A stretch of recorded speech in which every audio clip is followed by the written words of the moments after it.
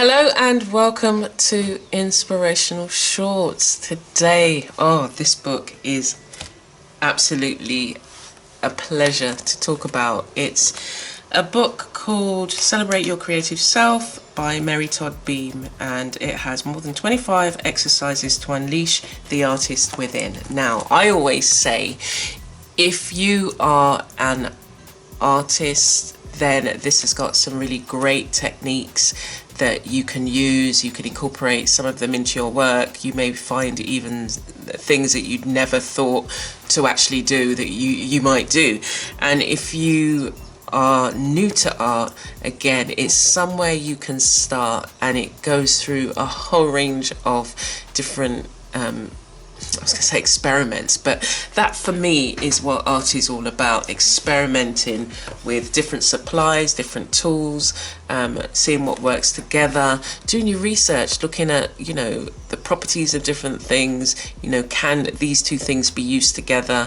If not, how can I create, how can I get a particular kind of effect utilizing something else? So this, as I say, it's got a whole range of different things that you can use. And on the back it says, celebrate your creative self, helps you act upon your artistic inspirations and joyfully appreciate the creative process. You'll develop the skills you need to express yourself and explore your favorite mediums. Step-by-step demos to show you how to capture and manipulate light, experiment with new and unusual painting surfaces, break the rules of color composition that inhibit your creativity, create your own dynamic designs, add layering,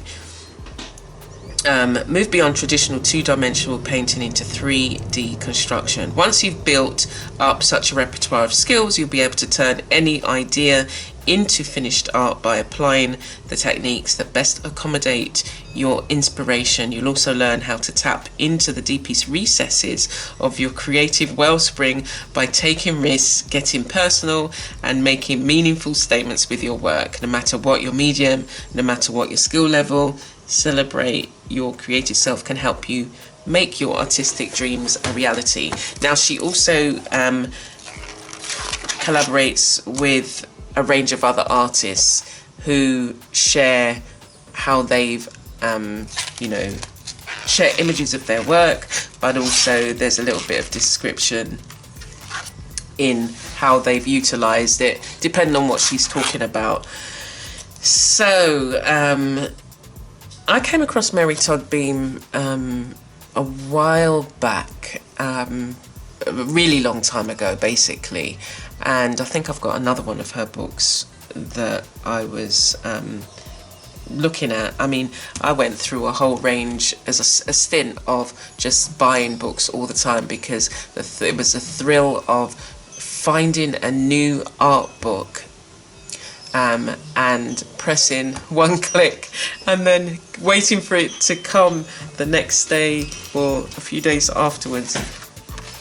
And I found that, well, for me, I feel that you should be learning something new all the time. So whether you go and do an art course, at these times it's a lot more difficult. So whether you do it online or whether you buy a book, this is like a workshop style book. So you will find lots of things that you can do. So let's go to the content. So there's 9 chapters in the book, and as I say, throughout you can not only see examples of Mary's work but other artists as well. And I think there's over 20 artists who also have work in here, and it's really nice to get a great there's more than 20. 1, 2, 3, 4, 5, 6, 7, 8, 9, 10, 20, 30, 40, 50, 60, maybe 60 other artists. So it's really great to kind of see their work and be able to see how they've utilized the particular technique that she's talking about. So the chapters are encountering the white, so painting around the white, capturing the big light, creating your personal surface, making a chart of surfaces, which is also useful, creating your personal palette, streamlining your design, discovering connection to nature, looking at patternings, and creating different types of texture. Like you might see, you know, like the sea, for instance, and capturing water and capturing, say, you know, the grains in a piece of wood, or the forest, or whatever it is, you know, like treescape or seascape or landscape, discovering your connection to the man-made. Now this was interesting to me because it was like looking at working on metal, working on plastic, plexiglass, a whole range of materials, celebrating the power of play. Again, for me, playing within your creative space is something that is vital, that we all do. Creating your personal symbols, keeping a symbol diary, exploring other cultures, finding your own symbols. Now, you know, what is it that is your go-to symbols that you may use in your work? I like lines, patterns, shapes, dots, circles, spirals. I use a lot of those in some of my work. And walking the creative path, constructing a new piece of art from old work. So that's always useful. I'm sure many of you have either, you know, pieces that have been sitting there that you just think, oh no, this doesn't reflect my style of work now, reuse it, you know. Or if you're a newbie, you know, maybe you may have gone to, say, the thrift store and found, you know, sometimes they do canvases there or artwork, and you just think, okay, this is not, I might reuse the frame, or, you know, take the canvas off and repurpose that. So it's, you know, great to maybe have some ideas as to how you can repurpose your art. So yeah, it's one of those books, big size book. Again, a lot of the ones that I brought at the time were spiral bound, hardback, and it then can stand the test of time. And I mean, this, as I said before, these almost look like they've just been, I've just taken them out of the packet, because as I say, I really do love my books. So she goes through materials and things that you can use, and then, as I say, goes through some of the you know, the different techniques. So again, look not only in an art supply store, go to a hardware store. Look at what you may have in the kitchen, because you can, you know, often create textures and surfaces, different types of surfaces within a texture, and creating different textures, types of textures, and there may be things that you can use. So, you know, kind of, again, open your mind, broaden your mind to maybe look at different supplies that you can use. So as I say, you know, she does go through different techniques that you can use, and then what she does is there are, you know, demonstrations as well throughout the book that you can follow. And in most of her, I mean, yeah, every chapter has got a demonstration, either one or two. So it's definitely a book that you can utilize and work through and really learn from. And I think it's, as I say, it's definitely important to be learning something new, either a new technique, on a regular basis. I make sure every year that I either take a course where I go to an online course, or I buy books where that I can learn a new technique. So yeah, working with different surfaces. This is gesso, gel and sand, adding it, using paint and seeing what kind of textures you get, and just playing. You have to give yourself time to play, creating your own personal palette. Look at some of the types of paints, look at the supplies that you have, and look and see how you can utilize them in a new way. And it might just be that you bring together different supplies, or you use them on different surfaces. What is your painting saying to you? Can you look at your painting and determine what one thing you're trying to say in it? How can you exaggerate that one thing for visual effect? Sometimes all you have to do is shift the design, move the horizon down, turn the paper around, etc. Now I do that a lot, where what I would normally do is create a background, and then I look to see the imagery that's coming through in the background. It may be shapes that are coming through, and I do have to turn the page around because, you know, I might not see it there, but like I might see it here. Like, even this is a piece of work by Mary. Now I've seen a figure here holding like a bowl. I don't know whether you can see it, but you know, when you are laying down colour, laying down supplies on the surface, you can see different things come out. And so she also, which I like, is she has little pencil drawings of, you know, what the particular thing she's talking about, like high horizon, horizontal. A wide horizon talks about the vastness, a desert scene or a distant vista, anything suggesting width. And then she looks at how this has been incorporated by other artists here. So yeah, there's just so much that you can learn and pick up in what she has put in the book. Discovering nature, so looking at nature, looking at the patterns in nature, looking at the textures you can get. How can you recreate that texture using other supplies that you may have? The forest floor. So how can you recreate the forest floor using paint? So she goes through all the lists of the materials you have, and there's great description as to how you go through it. So I don't think you would, there's no reason why, you know, even if you are a beginner, that you couldn't take your time and go through some of the techniques that it has in the book. Discovering your connection with the man-made. I do now incorporate a lot more man-made foil, plastic, wood, not man-made, wood's not man-made, but a lot of different other supplies and materials in my artwork at the moment. Fabric, wood, the power of play. Now this is something I definitely feel that we need to be doing more, and don't separate the play. An artist said it. An artist said it in a different book. The way that I feel, and he was talking about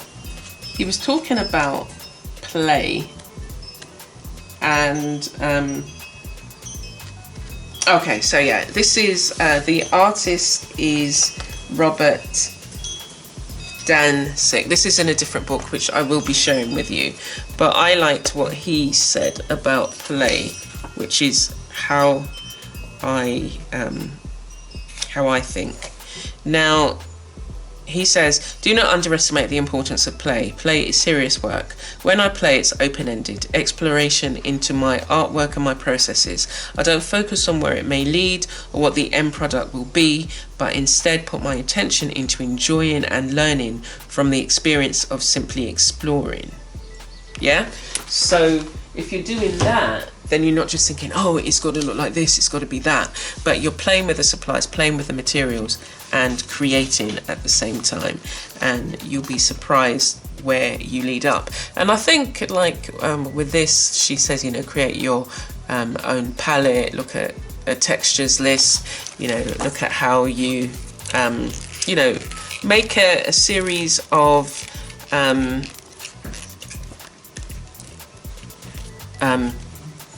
examples of the way that you would use texture.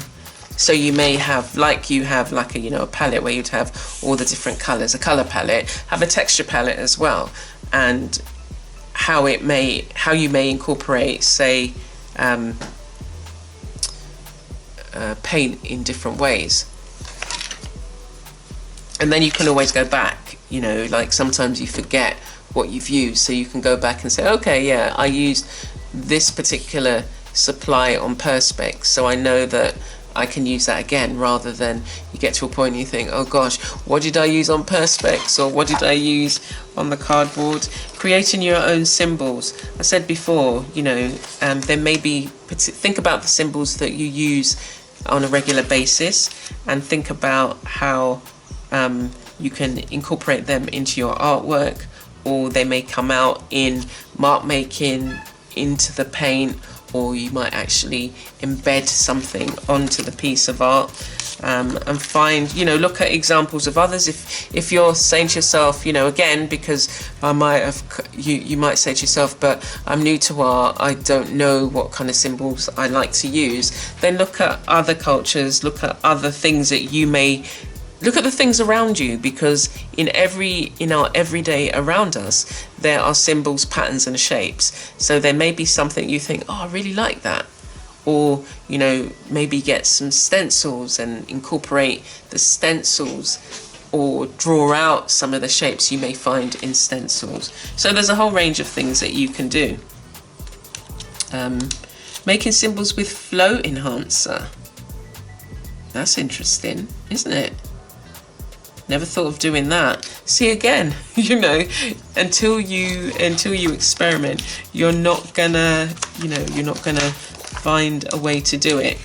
So again, in the final chapter, she talks about, you know, why limit yourself? Walk in the creative path. Visit other places. At the moment, you maybe not able to go into galleries and museums, but there are a lot of online. I must find out what the link is, but where there's virtual museums, but you can see virtual artwork. Visit other artists on their websites. You may see some of the things that will inspire you and encourage you. New pieces of art from old. How can you take something that you've made already, but it's just been sitting in a corner, and incorporate it into something new? She looks at how you can do that. You can make shapes, you can cut out, you can stick them together, and then you can put them on another piece of new art. So what is this? She's using watercolor paper. So she's made like a little kind of, oh, this looks so cute, watercolor kind of 3D piece of art. It's great, like a wall hanging. And you know, you can do that with fabric, you can do that with, you know, like canvas fabric, perspex, painting on perspex. Again, demonstrations in all throughout the book, so you won't be short of ideas and things that you can incorporate. And then finally, she looks at, these are other artists again throughout the book who are just taking their creativity to another level, and it's, yeah, just really great to see a wide range of books. It's not just the artist who has written the book, but she has brought together other artists and shared their work and given you an idea of how they approach their work, and how, you know, what kind of techniques they may have used. So at the back, it's got a list of all the contributors. So if you had wanted to see the work of the other artists and, you know, go a bit further, there were some artists that I thought I wanted to see more of their work, so that you can do that. And then supplies, again, don't just limit yourself to the art stores. Well, there's loads of online stores now. I will list a few. And